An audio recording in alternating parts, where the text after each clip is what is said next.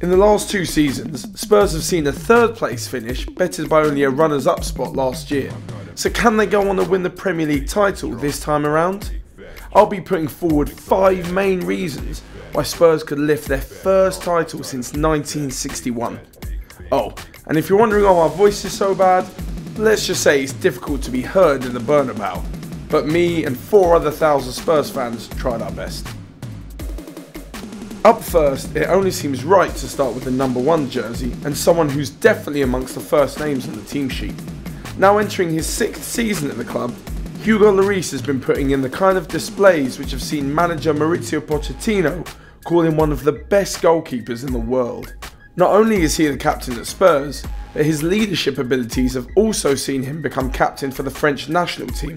He led them to runners-up spot at the Euros last year and will surely lead them out in Russia next summer. For any Spurs defender in the back line, it'll be of real comfort knowing they have Hugo Lloris in between the sticks behind them. And if he continues this form, he may be able to break the record of 15 clean sheets he managed last year.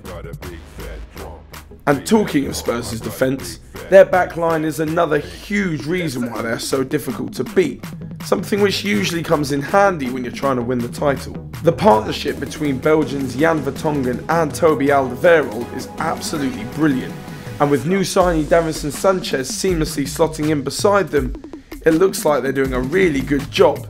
So much so that even Ronaldo and co at Real Madrid needed a penalty to get on the score sheet. The addition of Serge Aurier and the brilliantly defensive-minded Eric Dyer in midfield means that Spurs could build on the league's best of just 26 goals conceded last year.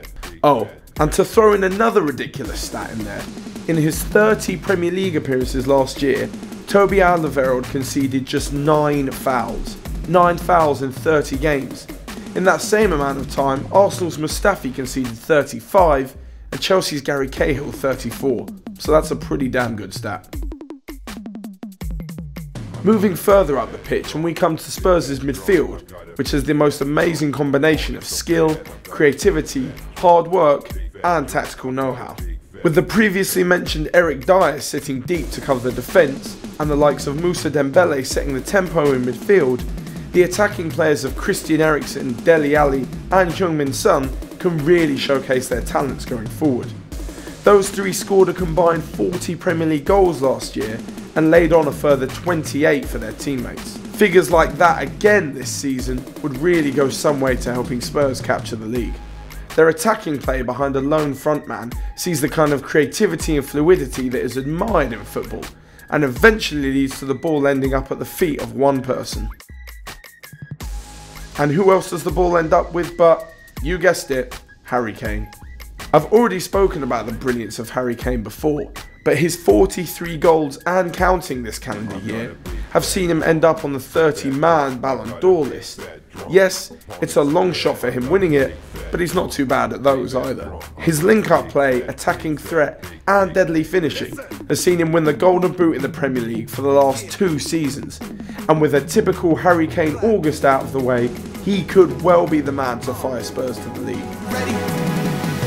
Despite the players turning in the fantastic performances on the pitch, there is one man who should be given all the credit for masterminding their team's success: Mauricio Pochettino. He's absolutely adored by the Spurs fans, and with recent comments suggesting he'd be willing to sign for the next 10 to 15 years, the future really is looking bright for Spurs and their new stadium. The key to his success is not only having the brilliant players on the pitch, but also having them play the right way. Regardless of whether Spurs play with a back 3, a back 4, a back 5 even, one up top, one off the top, 2 up top, it doesn't really matter, because Pochettino's principles are still clear for you to see.